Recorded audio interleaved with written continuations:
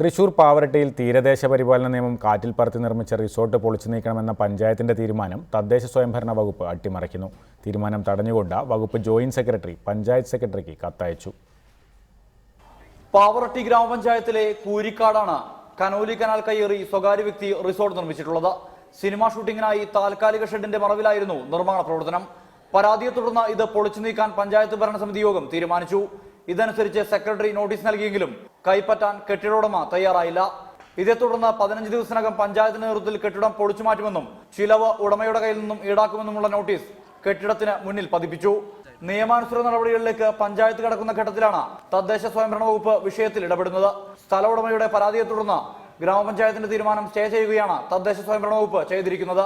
2 ആഴ്ചത്തേക്ക് നടപടിയെടുക്കരുതെന്ന ഉത്തരവാണ് തദ്ദേശ സ്വയംഭരണ വകുപ്പ് ജോയിന്റ് സെക്രട്ടറി ബി മധു ഗ്രാമപഞ്ചായത്ത് സെക്രട്ടറിക്ക് നൽകിയിരിക്കുന്നത്.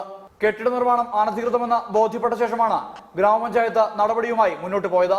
എന്നാൽ ഇത് അട്ടിമറിക്കുന്ന തദ്ദേശ സ്വയംഭരണ വകുപ്പിന്റെ നിലപാട് കെട്ടിട ഉടമയുടെ രാഷ്ട്രീയ സ്വാധീനത്തെ തുടർന്നാണെന്നാണ് ആരോപണം. റിപ്പോർട്ടർ, തൃശൂർ.